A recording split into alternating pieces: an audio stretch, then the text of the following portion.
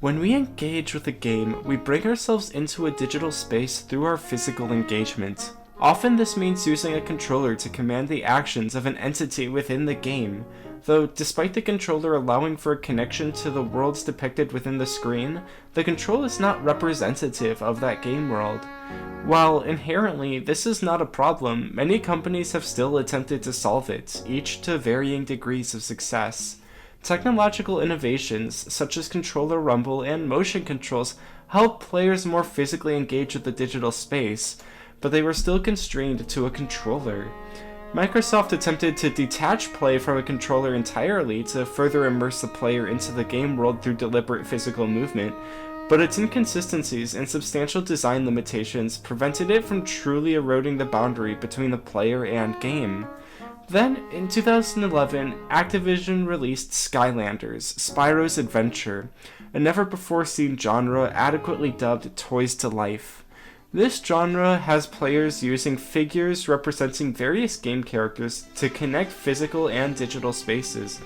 By placing the figure on the game's portal, players are able to transport that figure into the game and play as that figure present in its own physical space. The physicality of these Toys-to-Life figurines engages the player through a sense of ownership over the represented characters, and, by extension, the figurine's IP, thereby granting players, often children, power and agency over the characters and their actions. While Skylanders still required players to use a controller to engage with a digital space, players are able to play as characters that existed in both the physical and digital worlds. Skylanders was able to bring these digital actions of in-game characters into a physical representation of those characters, and likewise allowed for players to create emergent narratives using these characters that reflected in how players played the game. By owning a figure, players had agency over the characters in both digital and physical spaces, extending their feeling of empowerment into the game. This also helped foster a stronger connection between the player and character, and also the player and game world, brand, and intellectual property. When we play a game, our human senses are engaged to connect us to the experience. Toys-to-Life figures tap into a unique sense of touch where players can directly feel and interact with the characters represented in the game. By process of engaging that sense in physical space, the player is able to better engage with the game character as that character begins to feel more tangible and real. Additionally, due to the digital connectivity of these characters, the figure, which is represented in a traditional action figure form, can be seen as more than just a representation of the character. It can be seen as the character itself. The use of the figure in digital space breathes life into a figure that is otherwise inanimate, and by doing so, allows the player to visually see that character interacting within the world of the game. Not only can players see the figure's actions in that world, they can directly control those actions, giving the player agency over both the character and figurine. Having that sense of physicality elevated those feelings of agency and ownership held by the player, particularly for younger players who are able to see these toys as both physical action figures and as extensions of the digital game. No longer did play have to relate exclusively to physicality or digitality, because players could freely play between both mediums. For some children, being able to interact with these characters physically enabled them to project those physical experiences onto the character in-game, creating emergent narratives through the figure in physical space. Then, as the player plays that character in the game, the character feels more related and personal to them in their specific play, because they can imagine that character as having the experiences they have created outside of the game. When fostering this new game genre, Activision used Spyro, a pre-existing character, to help establish this broader new IP. By using Spyro as a core element of the first game in the Skylanders series, Activision was able to immediately leverage many players' nostalgia for the classic Spyro game series. Players could take ownership of the beloved character, treating the figure as a key to the game, but also as a figural representation of their admiration of the series to date. Through this decision, Skylanders became a sort of phenomenon as players welcomed the game into their physical spaces while engaging with these games in digital spaces. Indeed, Skylanders was shifting how players were able to interact with game characters, and other companies began to notice the potential of this new game genre. With the exception of Spyro, Skylanders had largely been relegated to an original IP with new and unknown characters.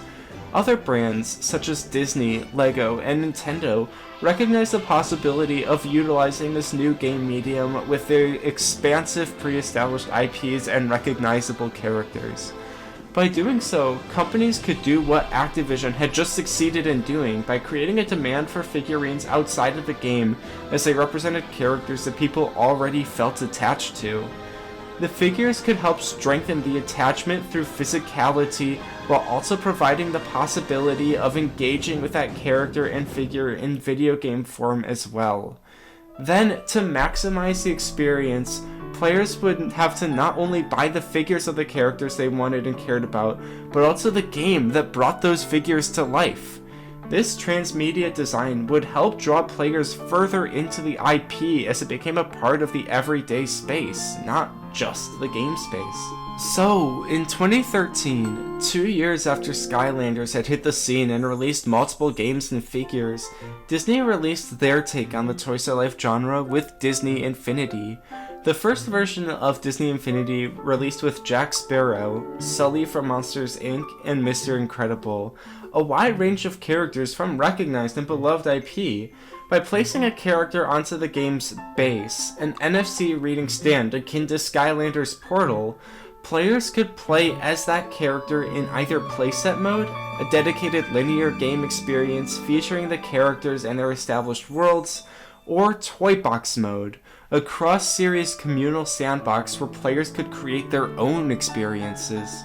Much like Skylanders, Disney Infinity required players to possess the character's figurine in order to play the game, and that figurine was also necessary to unlock the playset mode for each character. Through both modes, Disney Infinity advanced the idea of playing as the toy.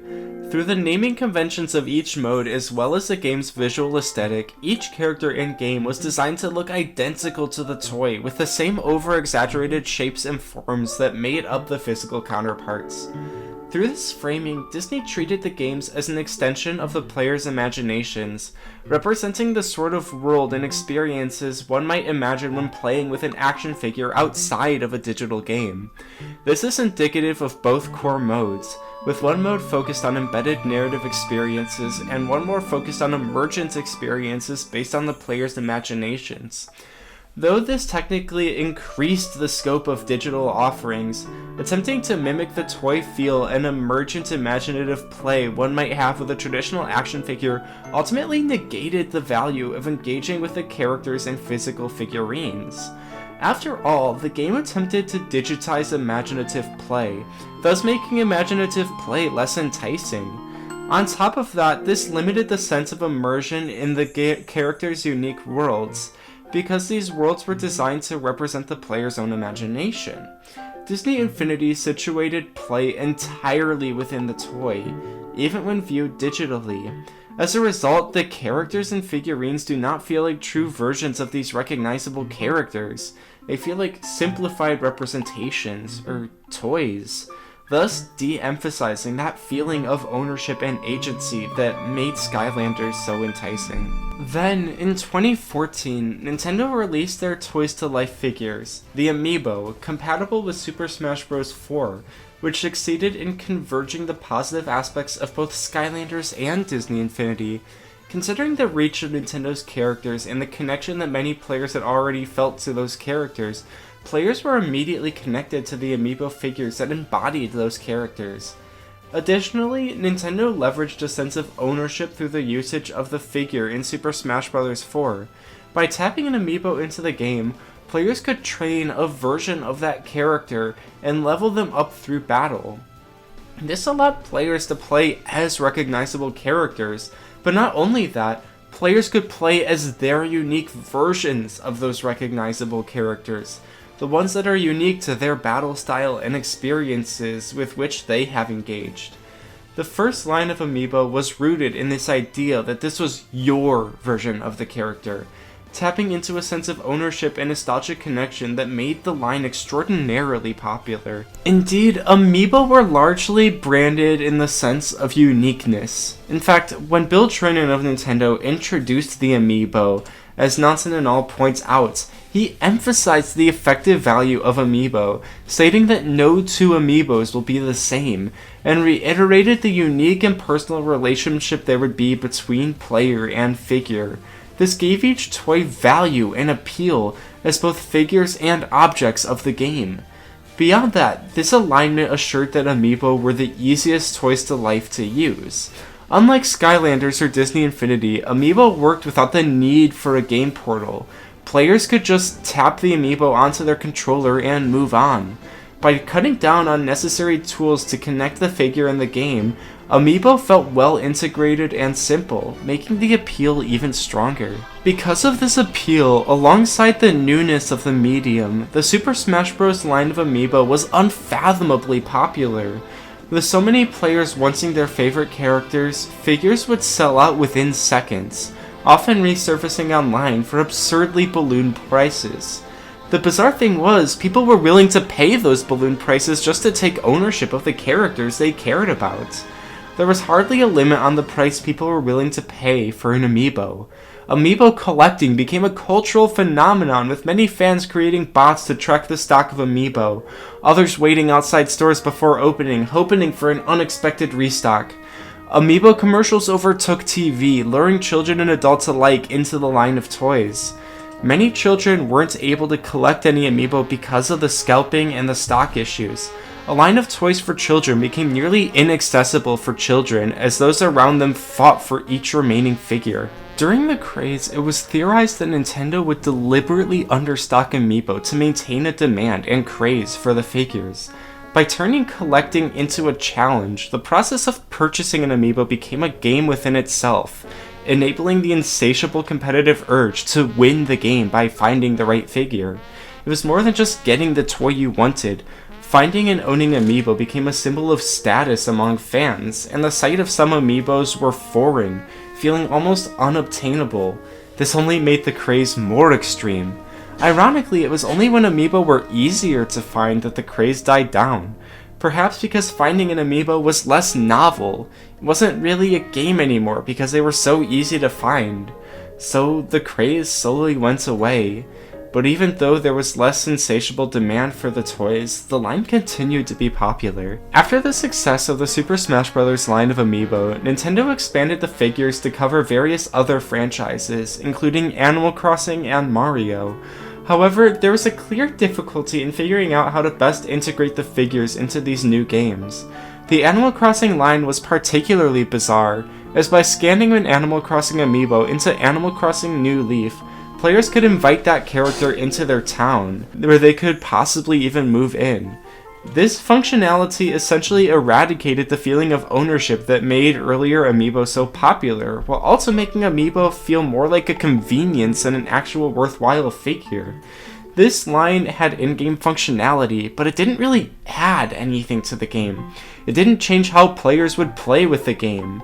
This disappointment was continued with Animal Crossing Amiibo Festival, a relatively bland board game made worse by the fact that the players needed to tap an Amiibo in the game in order to roll the dice and play.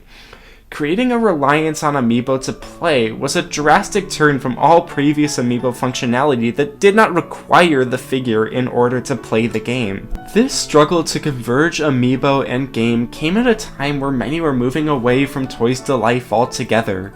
The Disney Infinity brand was failing, Skylanders was struggling to expand on its initial gimmick in meaningful ways, and now the Amiibo craze was dwindling with less enticing features and easier to find figures. However, Amiibo still seemed to be faring slightly better in the Toys to Life crash, considering they were still decently high quality figures of the characters that players still cared about.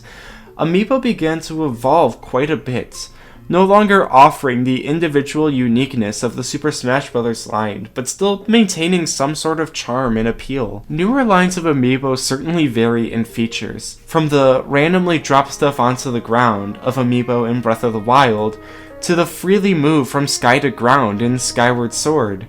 Oftentimes, amiibo correlating to the specific game will offer some direct aid or feature to the game, while non-game correlated figures would give small bonuses, almost to acknowledge the fact that you bought a product from the company.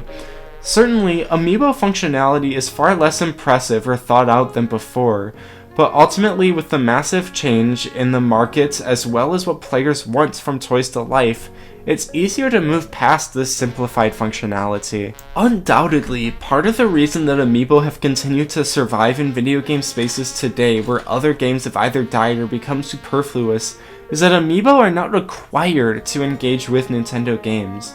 Rather, they provide a bonus to Nintendo games that can be enjoyed separately from the figure. Players do not need the figure to fully experience these new games, but they can use the figure for fun and useful additions and bonuses. This situates amiibo as a bonus, a trinket for players who care about the characters. Amiibo are not marketed on their initial in-game functionality, but rather on their figure and novelty. Sure, that in-game functionality is a bonus that makes the figure special and distinctly different from other figures on the market, but this isn't the only reason someone would want one.